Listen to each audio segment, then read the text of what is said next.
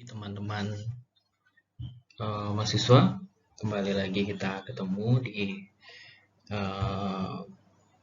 pertemuan ketiga, begitu. Jadi kemarin kita juga pertemuan kedua, kita sudah membahas mengenai keputusan pembelian konsumen, dan pada pertemuan ketiga ini kita masih melanjutkan materi mengenai keputusan pembelian konsumen. Jadi materi mengenai keputusan pembelian konsumen ini memang agak banyak, sehingga saya lakukan atau saya berikan dalam 2 kali pertemuan seperti itu.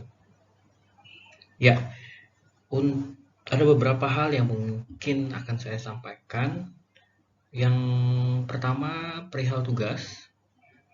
Saya sangat apresiasi sekali teman-teman bisa mengerjakan tugas saya dengan sangat baik, dan saya harap semangatnya akan terus seperti ini ya, dan bisa tetap berkontribusi dalam memenuhi setiap kewajiban dari teman-teman. Karena saya rasa apabila teman-teman mengerjakannya dengan serius, tentu saja teman-teman akan merasakan manfaatnya. Seperti itu. Ya, kita akan melanjutkan beberapa materi mengenai keputusan pembelian konsumen, seperti itu. Agar tidak terlalu panjang, kita mulai saja.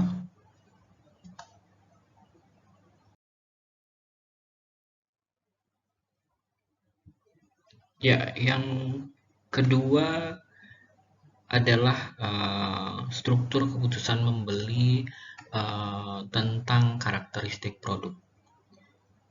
Jadi konsumen itu memutuskan untuk membeli suatu produk, misalnya handphone ya, yang dekat aja sama kita, seperti itu. Jadi keputusan untuk membeli produk handphone dengan bentuk tertentu misalnya, atau ukuran tertentu, atau mutu, atau corak, atau model, dan lain sebagainya, itu tentu berhubungan dengan karakteristik produk. Jadi perusahaan itu harus menggunakan riset terlebih dahulu, dalam hal ini riset pemasaran, untuk mengetahui kesukaan konsumen dalam memilih produk handphone yang dicarinya, seperti itu. Hal ini untuk memaksimumkan daya tarik merek produk handphone tersebut. Jadi misalnya mahasiswa menentukan satu jenis handphone gitu, jadi dia mau produk atau merek A gitu. Nah, merek A, merek B, merek C, karena mereka mahasiswa membutuhkan produk handphone yang mungkin punya chipset terbaru, punya fasilitas lengkap, punya jaringan yang lengkap, kuat, seperti itu. Jadi enak, lebih fleksibel untuk dilakukan, untuk diajak kerja bagaimanapun kondisinya. Nah, itu keputusan tentang karakteristik produk. Yang struktur yang ketiga adalah keputusan tentang merek. Nah, konsumen itu menentukan merek yang akan diambil, tentunya ya. Nah, dan perusahaan sebagai penyedia itu harus mengetahui bagaimana konsumen memilih sebuah produk. Misalnya, jadi konsumen memilih produk berdasarkan informasi yang dihimpun gitu. Misalnya mahasiswa itu memilih untuk mendapatkan handphone merek A karena ya dia dapat informasi bahwa merek A tersebut dapat memenuhi apa yang dia inginkan gitu, apa yang dia harapkan dari produk handphone tersebut. Ada beberapa hal yang memang dapat kita lihat gitu, kondisinya dapat kita rasakan, bagaimana beberapa kejadian atau beberapa situasi atau beberapa kondisi itu dapat menjadi dorongan pengambilan keputusan konsumen dalam hal penetapan merek. Yang pertama, kalau kita berbicara merek, pasti produk akan mudah dikenali jika menggunakan merek atau tanda merek seperti itu. Misalnya saya mau produknya Apple gitu, tentu identik dengan logo Apple. Nah, itu dorongan-dorongan seperti itu yang mempengaruhi keputusan tentang merek. Ada lagi kondisi mungkin produk itu dipersepsikan mempunyai nilai tertinggi untuk harganya. Nah, ada persepsi juga di di lingkungan sosial anak muda sekarang, bagi teman-teman yang pakai Apple misalnya, nah itu tuh terkesan bahwa Apple mempunyai nilai tertinggi untuk harga produknya seperti itu. Padahal belum tentu ya seperti itu. Mungkin ada hal lain juga yang mempengaruhi kondisinya atau dorongan pengambilan keputusannya. Mungkin dari segi kualitas dan standar yang mudah dipertahankan. Jadi misalnya handphone merek Apple gitu. Nah, itu kan ada serinya, mungkin seri iPhone 6, iPhone 6s, atau iPhone 7, iPhone 7 Plus gitu. Nah, itu tuh 6s yang diproduksi mungkin tahun 2016 mungkin ya. Pada saat itu tentunya yang dirasakan sampai saat ini itu masih sangat mumpuni untuk digunakan. Nah, itu kualitas dan standar yang dipertahankan oleh produk Apple. Jadi mereka tetap kasih support software-software terbaru untuk smartphone mereka yang versi-versi lama. Nah, itu juga sebagai dorongan pengambilan keputusan pembelian mengenai merek seperti itu. Yang selanjutnya adalah struktur tentang penjualan. Nah, struktur tentang penjualan ini yaitu konsumen memutuskan di mana akan membeli satu produk seperti itu. Entah itu di toko, entah itu di perusahaan atau lain sebagainya. Jadi kita sebagai pemasar atau penyedia produk harus mengetahui bagaimana konsumen memilih produk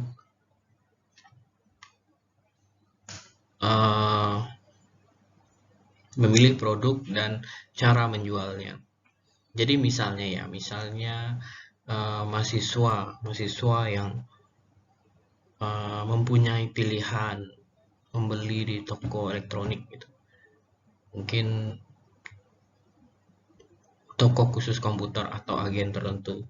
Nah, hal paling mudah yang dapat kita lakukan untuk meningkatkan penjualan dan mendapatkan keuntungan yang signifikan dari bisnis penyedia alat-alat komputer seperti itu adalah dengan memperlebar target bisnis kita. Jadi jangan takut dengan penambahan biaya ketika akan memperlebar bisnis di era saat ini. Jadi oleh karena itulah kita atau teman-teman sekalian sebagai penyedia produk itu harus melakukan riset terlebih dahulu, mulai dari target pasar, harga, sampai bagaimana persaingan di daerah tersebut, seperti itu. Jika kita sebagai penyedia barang itu melakukan riset dengan cepat dan tepat, kemungkinan kita mendapatkan peningkatan keuntungan yang semakin tinggi. Itu harapannya seperti itu. Nah, di samping pertimbangan harga, si konsumen itu juga mempertimbangkan pula mengenai layanan yang didapatkan pada waktu melakukan pembelian. Entah pada saat melakukan pembelian atau pada saat setelah dia mendapatkan produk, dalam arti layanan garansinya itu dapat dengan mudah dilakukan klaimnya, seperti itu. Nah, itu struktur keputusan membeli mengenai tentang penjualan. Yang kelima yaitu keputusan tentang jumlah produk. Nah, keputusan tentang jumlah produk ini adalah di mana konsumen itu memutuskan jumlah produk yang akan dibeli. Seperti itu. Jadi kita sebagai penyedia produk itu harus mempertimbangkan banyaknya produk yang tersedia untuk konsumen, sesuai keinginan konsumen yang tentu berbeda-beda, seperti itu. Nah, konsumen itu dapat mengambil keputusan tentang seberapa banyak produk yang akan dibelinya pada suatu saat. Pembeliannya itu dilakukan mungkin lebih dari 1 unit. Kita tidak tahu berapa unit, tapi keputusan mengenai jumlah produk ini penting. Karena kalau kita mau beli barang dalam jumlah banyak, kita posisikan kita sebagai konsumen ya. Misalnya kita mau beli barang nih banyak gitu. Mungkin 1 lusin, 2 lusin, atau 10 lusin gitu. Tapi yang tersedia itu cuma 2 lusin untuk produk A, padahal target kita memang produk A. Tapi ada nih produk yang lain, kualitasnya mungkin tidak lebih baik dari produk A, tetapi kuantitinya ada, jumlah produknya memenuhi apa yang kita inginkan. Nah, itu juga sebagai salah satu pendorong dalam dalam memutuskan untuk membeli. Seperti itu. Jadi penting dalam hal ini adalah perusahaan harus mempersiapkan banyak produk sesuai dengan keinginan yang berbeda-beda dari para pembeli. Nah, tentu ini lagi kembali ke riset. Riset itu mungkin ada yang mengeluarkan biaya yang besar, tetapi riset juga ada pada era saat ini yang dapat dilakukan dengan lebih praktis.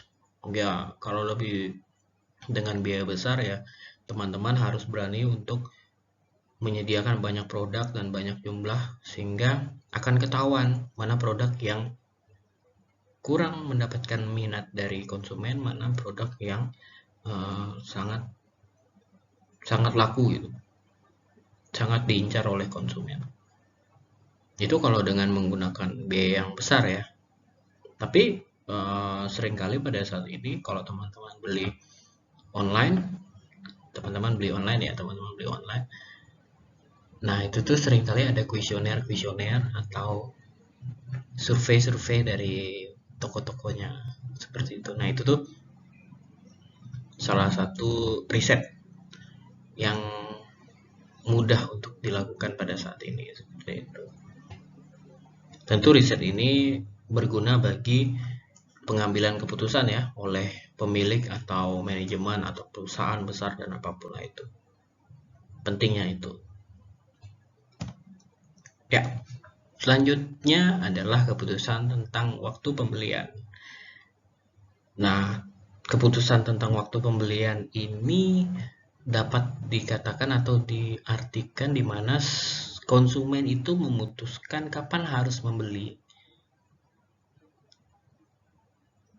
Mungkin kapan dia punya uang, kapan dia sempat. Seperti itu. Nah, itu mengenai waktu. Jadi kita sebagai penyedia produk itu harus mengetahui faktor-faktor yang mempengaruhi konsumen dalam menentukan waktu pembelian. Tentu yang juga mempengaruhi perusahaan dalam mengatur waktu produksi produk. Atau misalnya waktu pembelian yang ramai di toko tuh awal bulan gitu. Karena masyarakat di sekitar tuh baru gajian. Nah, tentu di pertengahan bulan itu kita udah harus restock produk-produk yang kita jual lagi. Jadi jangan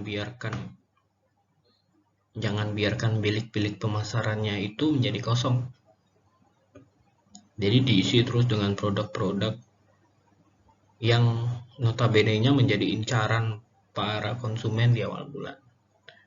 Nah, momennya harus pas ya tentunya. Keputusan tentang cara pembayaran. Nah, keputusan tentang cara pembayaran ini di mana konsumen itu dapat memutuskan metode pembelanjaan yang disukai seperti itu. Sehingga kita sebagai penyedia produk atau pemasar atau perusahaan pada saat ini itu harus mengetahui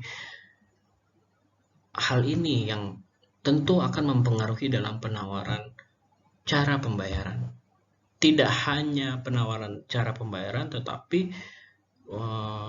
dalam hal ini juga termasuk mengenai diskon atau bunga rendah seperti itu, atau potongan langsung, atau kemudahan cara kredit. Nah, itu contoh keputusan pembelian mengenai cara pembayaran. Nah, sekarang kalau kita belanja online itu lebih gampang. Kita mungkin kalau pakai Shopee itu ada ShopeePay, kalau ada Tokopedia itu ada OVO. Kalau ada apa lagi ya? Itu aja kali yang saya ketahui. Mungkin teman-teman nanti bisa bantu saya kasih contoh di kolom komentar ya. Ya, kalau misalnya di Shopee itu ada ShopeePay. Jadi kita bisa top up di situ, kita bisa transfer uang kita di situ. Nanti kalau kita mau bayar produk yang kita check out, kita pilih, itu langsung terpotong dari ShopeePay. Nah, dari ShopeePay, kalau kita bayar pakai ShopeePay itu tentu dapat potongan dan lain sebagainya, dapat kupon ini itu. Jadi jatuhnya memang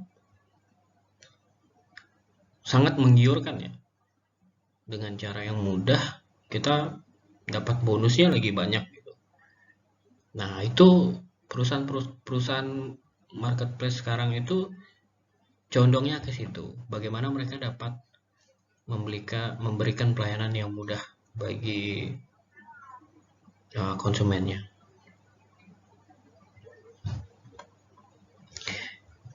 Yang selanjutnya itu struktur keputusan membeli mengenai pelayanan. Jadi salah satu cara utama suatu pemasar atau kita sebagai penyedia produk untuk dapat membedakan kita dengan perusahaan lainnya adalah dengan cara kita harus konsisten. Konsisten dalam arti dengan cara konsisten itulah perihal pelayanan kita dapat memperlihatkan kualitas dan mutu pelayanan kita. Tentu itu kan menjadi pembeda antara kita dan pemasar lainnya seperti itu. Jadi kita itu sebagai perusahaan atau penyedia produk itu harus sadar betul bahwa kualitas dan mutu pelayanan yang baik itu dapat memberikan satu keunggulan kompetitif yang dapat kita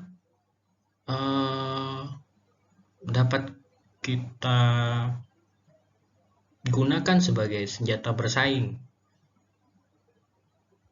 Nah, pelayanan itu adalah satu kegiatan atau urutan kegiatan yang terjadi dalam interaksi langsung antara seseorang dengan orang lainnya dan menyediakan janji kepuasan konsumen, seperti itu.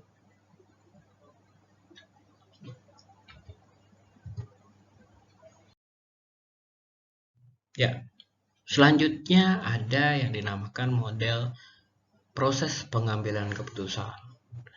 Nah, dalam istilah umum, pengambilan keputusan atau membuat keputusan itu adalah menyeleksi tindakan dari 2 atau lebih pilihan alternatif melalui proses evaluasi. Nah, ini sudah saya jelaskan di pertemuan pertama dan kedua.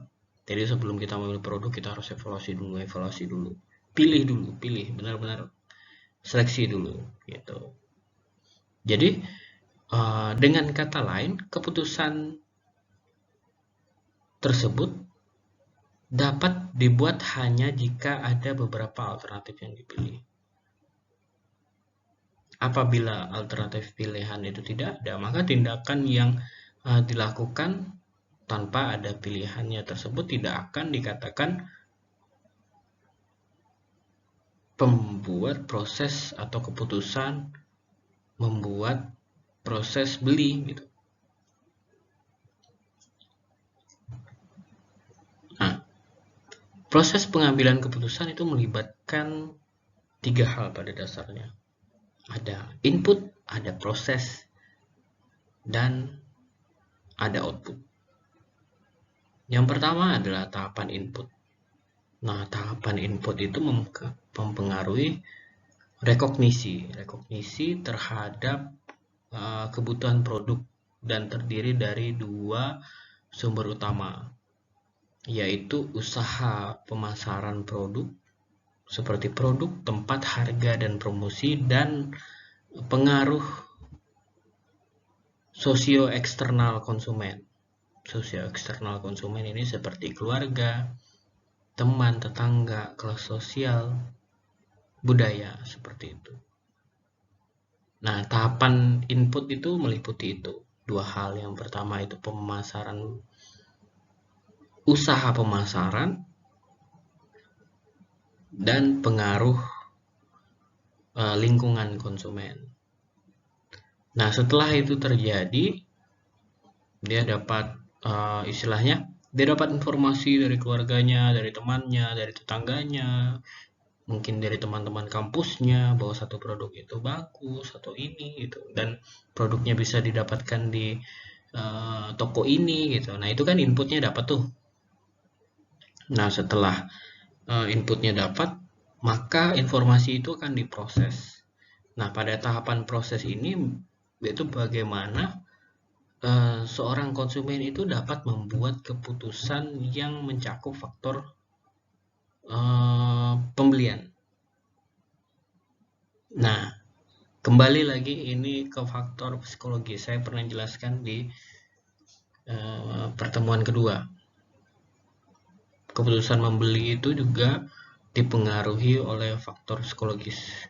Nah, faktor psikologis itu masuk ke dalam proses kedua, di mana tahap proses ini yang mencakup faktor psikologi ini itu mengenai motivasi, persepsi, sikap, nah seperti itu.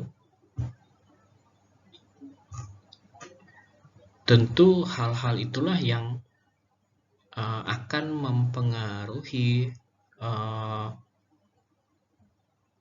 konsumen terhadap kebutuhan,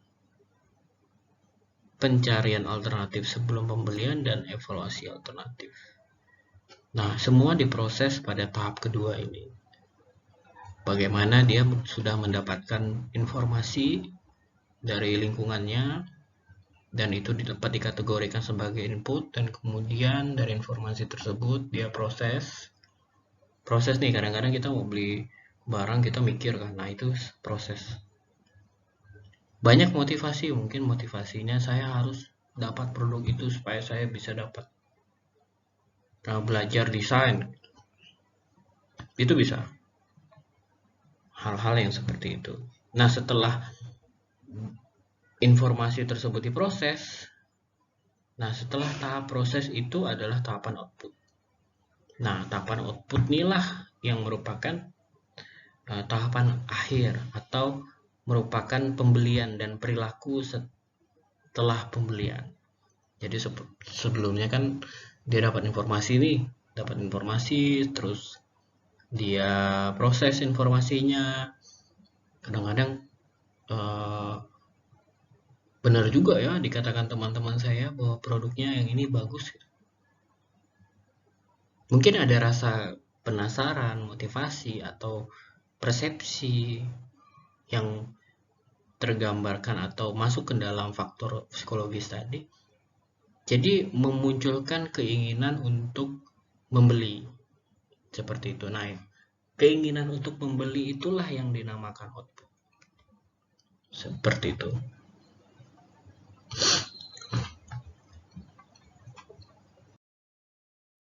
Nah, ini yang dinamakan model proses pengambilan keputusan membeli. Yang pertama itu ada model perilaku pengambilan keputusan, yang kedua itu adalah model deskriptif dan perspektif. Nah, model perilaku pengambilan keputusan ini meliputi beberapa hal. Yang pertama itu ada yang namanya model ekonomi yang tentu dikemukakan oleh ahli-ahli ekonomi, di mana keputusan orang itu rasional, yaitu berusaha mendapatkan keuntungan dengan margin yang tinggi, tentu dengan biaya yang rendah. Itu rasionalnya seperti itu. Tentu untuk mendapatkan profit seperti itu. Ada juga model perilaku pengambilan keputusan yang administratif, yaitu model manusia atau perilaku manusia yang condong ke administratif, di mana lebih berprinsip bahwa orang tidak menginginkan memaksimalisasi, tetapi cukup keuntungan yang memuaskan. Jadi asalkan misalnya yang secara administratif ini, secara di atas kertas produknya laku, tetapi dia tidak dapat mengambil keuntungan yang banyak. Nah, seringkali pebisnis itu mengutarakan atau mencetuskan ungkapan-ungkapan, nggak apa-apa lah produknya mungkin nggak dapat untung banyak, yang penting balik modal gitu. Itu seringkali terdengar seperti itu ya bagi orang-orang yang mungkin berbisnis gitu. Nah, itu model perilaku pengambilan keputusan yang administratif.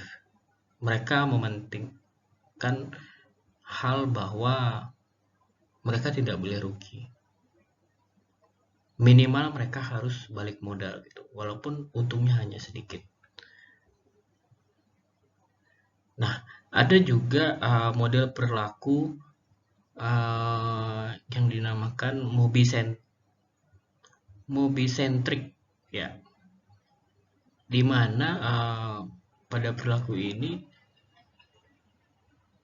merupakan perubahan nilai utama, sehingga orang harus selalu bergerak bebas mengambil keputusan.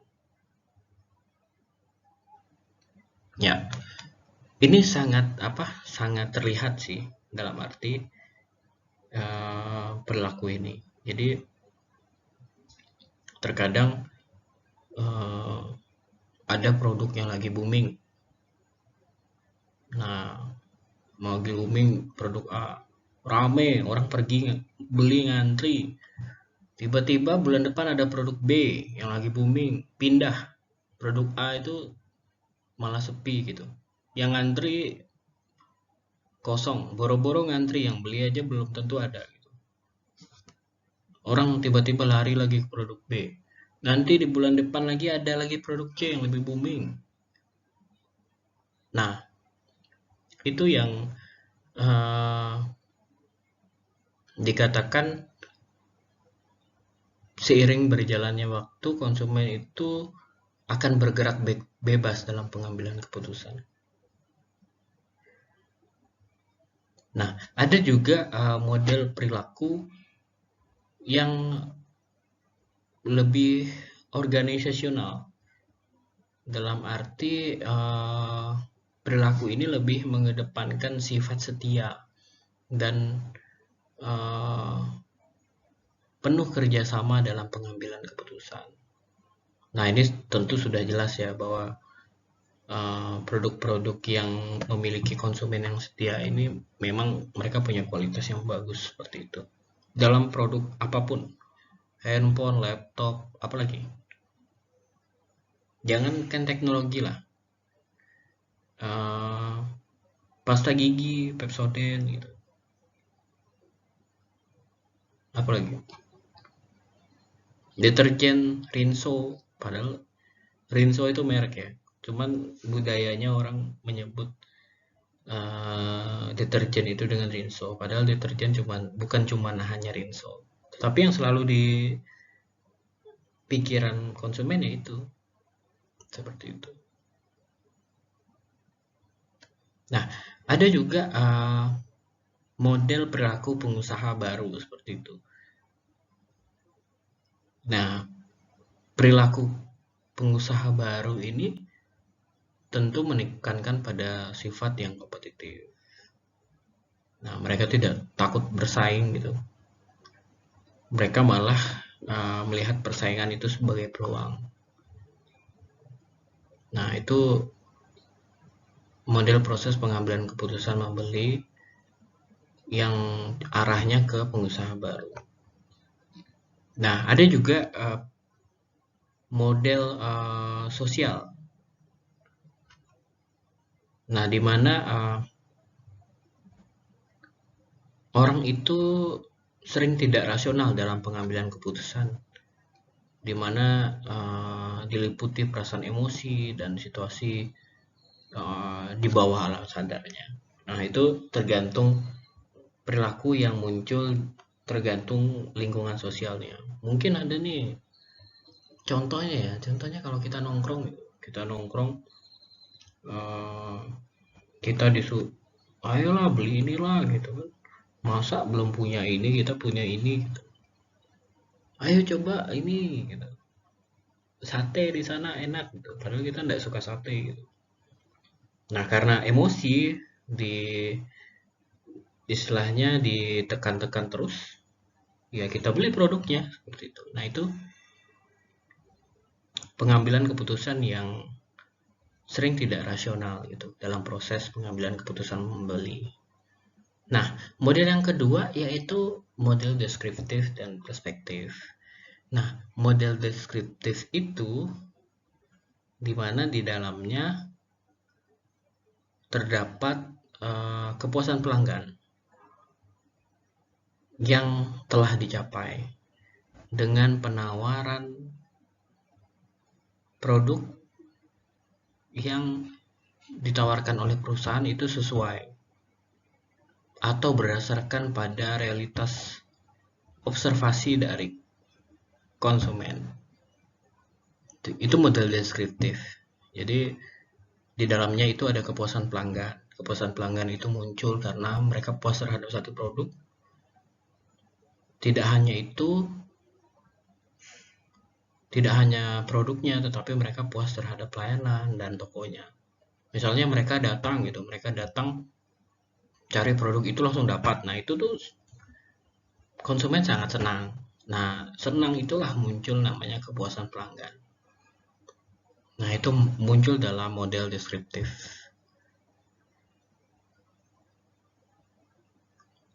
Ada juga model perspektif, di mana dalam model ini itu keputusan pelanggan dapat dicapai dengan dua cara utama. Yang pertama, mengubah penawaran perusahaan sesuai dengan idealnya. Yang kedua, untuk meyakinkan pelanggan atau konsumen yang ideal tidak selalu sesuai dengan kenyataan. Ya, misalnya nih, kita sebagai pemasar gitu, kita pengen pelanggan kita puas gitu. Jadi untuk memuaskan pelanggan ya kita berikan produk-produk yang memang pelanggan cari gitu. Itu cara yang pertama. Cara yang kedua adalah mengedukasi, merubah mindset, yaitu bahwa produk-produk yang mereka cari sebenarnya ada loh penggantinya, sebenarnya ada loh merek lain yang lebih baik. Nah, itu model perspektif seperti itu. Ya, selanjutnya itu adalah jenis pengambilan keputusan membeli. Nah, yang pertama itu adalah pengambilan keputusan diperluas. Nah, pada proses pengambilan keputusan yang diperluas, konsumen itu terbuka pada informasi dari berbagai sumber dan termotivasi untuk menilai dan mempertimbangkan serta membuat pilihan yang tepat. Nah, pengambilan keputusan yang diperluas ini biasanya dilakukan pada saat membeli produk-produk atau barang-barang yang tahan lama atau harganya mahal seperti itu. Karena kita membutuhkan informasi yang benar-benar valid dan jelas, dan itu dapat meyakinkan kita bahwa produk ini yang akan kita beli. Nah, seperti mobil, seperti rumah, mungkin peralatan elektronik yang harganya mahal seperti itu. Nah, itu harus melalui evaluasi yang prosesnya panjang seperti itu. Jadi informasinya itu sumbernya berlapis-lapis. Nah, yang kedua itu pengambilan keputusan antara. Nah, pengambilan keputusan ini terletak di antara pengambilan keputusan yang diperluas tadi dengan berbagai sumber dan pengambilan keputusan yang ekstrim, yaitu pengambilan keputusan yang terbatas. Nah, pengambilan keputusan antara ini adalah suatu tahap pencarian informasi dan evaluasi yang dilakukan oleh konsumen, tetapi intensitasnya terbatas. Jadi mungkin karena konsumen sudah mendapatkan informasi terlebih dahulu, sehingga pada saat membeli dia tidak terlalu banyak pertimbangan lagi untuk membeli produk tersebut. Nah, itu pengambilan keputusan antara. Nah, yang ketiga itu adalah pengambilan keputusan terbatas. Nah, pada proses pengambilan keputusan yang terbatas ini, konsumen akan menyederhanakan. Jadi kita akan istilahnya mempercepat proses dan mengurangi jumlah atau variasi dari informasi produk-produk yang ada atau kriteria yang kita inginkan. Nah, itu kita sempitkan lagi gitu. Nah, biasanya keputusan ini dibuat dengan mengikuti aturan yang sederhana ya.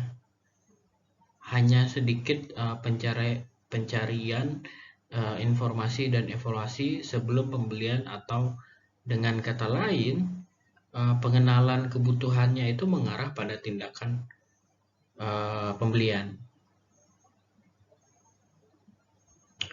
Jadi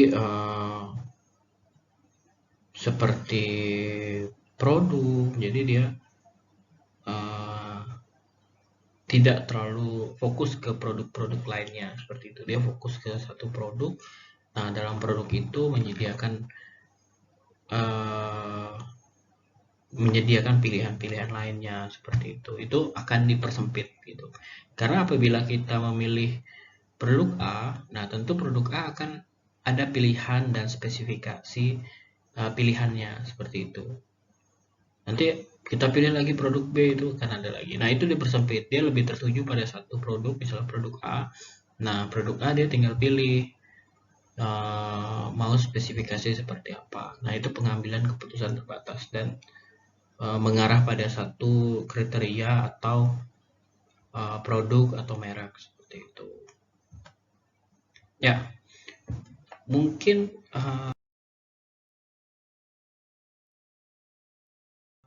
itu saja untuk pertemuan ketiga kita di perkuliahan perilaku konsumen.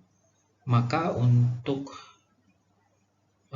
materi keputusan pembelian itu sudah selesai di pertemuan 2 dan pertemuan ketiga.